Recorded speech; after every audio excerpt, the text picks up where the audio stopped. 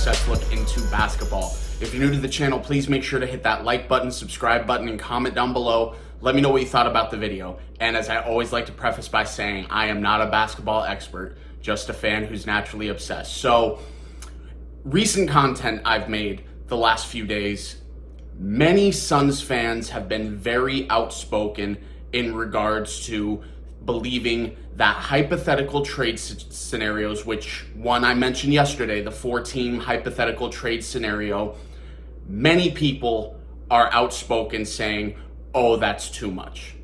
The purpose of this video, guys, before I dive in, is not to discredit your opinion, not to sway you from your opinion. As I always say, I respect your opinion, and in this scenario, your opinion is not wrong if you believe that the Suns are giving up too much, even though I disagree with it. Your opinion is not wrong. Very genuine question on my end. I'm curious to know in the comments why you believe the hypothetical scenario that was floated yesterday that's starting to gain traction regardless of the New York Knicks' obvious interest in Donovan Mitchell. How when the Nets are saying they want at least one high-end all-star, it's been floated two, but I think one would be enough to get it done, a bunch of other good role players, and a boatload of draft capital, how despite all of that, the Phoenix Suns giving up 4 first-round picks, 3 pick swaps, Mikal Bridges, and DeAndre Ayton is considered too much. I'm really curious, and as I've said time and time again, I know for a fact, based off of conversations that I have had, the Phoenix Suns are doing everything in their power to try their absolute best to retain Mikal Bridges. They are. But despite how much I love the guy, again, if you haven't heard me say it before, Mikal Bridges is my absolute favorite player on the Phoenix Suns. Love the guy. I call him my baby boy. I love the dude. And it would absolutely devastate me in the short term giving him up. But guys, do you really believe that with small moves here and there, that Kevin Durant on the team as opposed to Mikal Bridges doesn't make the Phoenix Suns better? I get it. Definitive top 5 defensive player in the NBA in my eyes. And he's improved every year offensively. But guys, Mikal Bridges is not a better basketball player than Kevin Durant. Even Kevin Durant out of his prime at 34 years old, Mikal Bridges will never be the player in his career, even when Mikal hits his prime, which I don't think he has yet. He will never be at the level Kevin Durant is right now. And I hate saying that because, like I said, that's my favorite player on my favorite team. But it's just how I view things, guys. That's my humble opinion in all of this. And it gets me to my point where, again, genuine question. What is not too much to get Kevin Durant? Because I've seen a lot of people, and in my eyes, it's absolutely blasphemous. It's ridiculous. Not to diminish your opinion, but I'm having a hard time understanding. So this is me just asking, if you think that hypothetical scenario that was floated yesterday is too much, please in the comments section, let me know why. Help me understand, basically. The fact of the matter, guys, some of you, despite saying that you believe it's too much to give up for Kevin Durant, you did bring up some good points, and you're absolutely right. At this point in time, if you're not a Phoenix Suns fan, you probably haven't been following the same people that are as connected to the situation as most of us have. I know I have. The thing about the national media, and I'll be straight up about this right now.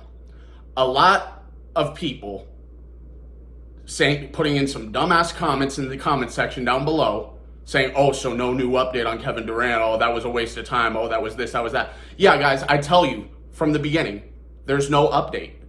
I do these videos on a daily basis because a lot of Suns fans, I'm guilty of it myself when I don't hear any new information or talk to people that I trust. I get a little uneasy when it's like, oh, it's quiet, what's going on? And then I'm reminded, like, hey, like, nothing's changed, we're good. The thing about the national media, like ESPN and stuff like that, the reason they're talking about it on a daily basis like I am, guys, they have to get eyeballs. They have to get people to tune in. They need to create stuff to talk about.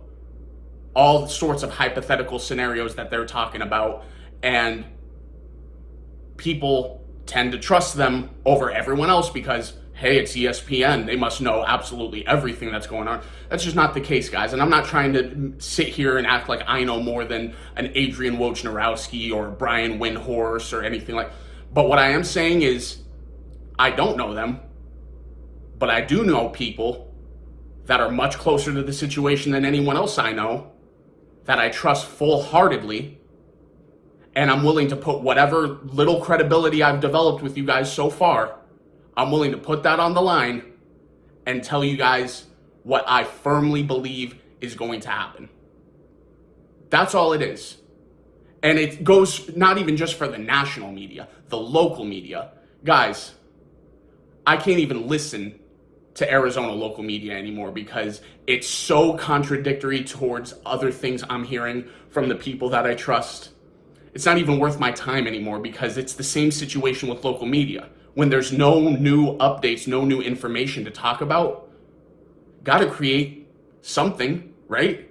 Local radio, they're on the air 4 hours Monday through Friday. If you go off of simply just new information, you're going to run out of stuff to talk about very quickly. You got to create some sort of content to talk about, take up time, fill the slot. It's not uncommon. So that's out of the way, guys.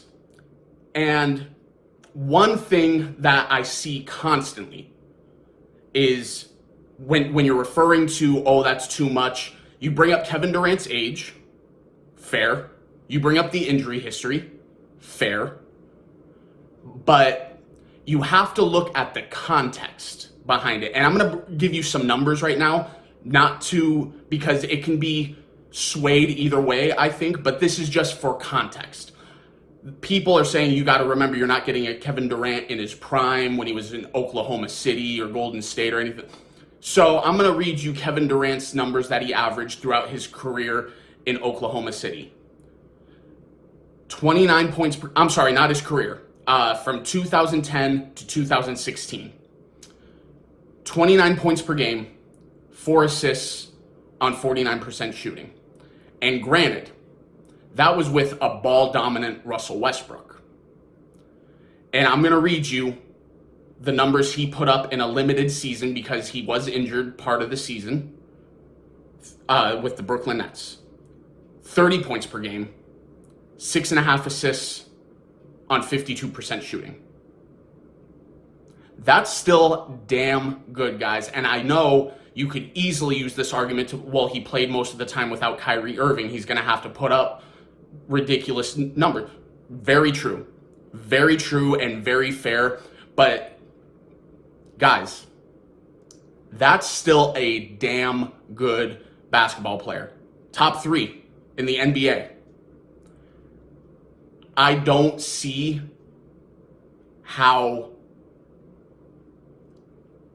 I just don't see how anyone can expect, barring some sort of catastrophic injury, which could happen. I don't want to discredit that at all, but it also could happen to, knock on wood, I'm knocking on wood right now, a Giannis Antetokounmpo, a Luka Doncic, Steph Curry. Like, it could happen to anyone, guys, and I know the first thing you're probably thinking of was, oh, well, those guys don't have an injury history. Kevin Durant, fair, and you're absolutely right. But every trade and move you make, there's some sort of risk involved. You're making a commitment knowing that something could happen.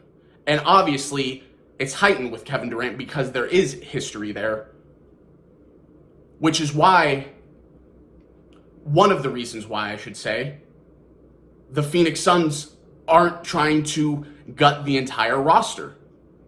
Guys, even if a Mikal Bridges and a DeAndre Ayton and draft capital are given up, there's still a ton of assets, smaller assets, I'll give you, but there's still a ton of assets that are deemed movable to upgrade the roster in other areas. There's not a Mikal Bridges out there that you're going to get to replace the real Mikal Bridges. But there's maybe 2 or 3 guys that you could get to try to replace that. You're not going to replace it fully, but you can do the best you can. What this reminds me of, for you Phoenix Suns fans, completely different scenario, but the reaction is the same to me.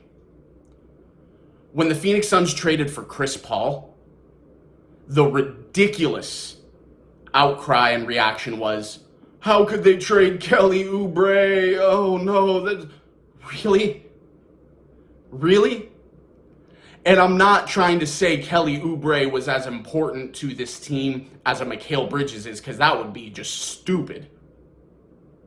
I would lose all of the credibility that I have if I said that. But what I'm saying is, because simply he was a fan favorite, they didn't want to trade him for a guy that clearly, even without hindsight, clearly Chris Paul made the Phoenix Suns better before he even played a game. And people were crying because they traded a fan favorite. And with Mikal Bridges, he's a fan favorite, but he's a fan favorite that plays damn good basketball.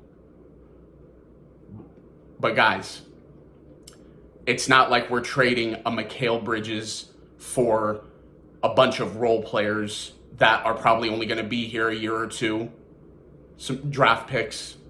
We're trading him for Kevin Durant. I just don't know what else to say at that point. And again, nothing I say here, I already know it. Nothing I just said is probably going to change your mind if you've already set your mind. I don't like it. I think this, I think that. I might be wasting my breath. But again, it's what I'm saying right now is not to sway your opinion. It's just me to explain my point of view and try to get a sense of where you're coming from. Because guys, again, I'm really having a hard time understanding why so many people think that that's too much. You're not going to get Kevin Durant for the change James Jones has in his pocket. At the end of the day, I do believe the longer this goes on, the lower the asking price is going to be for a Kevin Durant. But at the end of the day, they're going to draw a line in the sand. They are.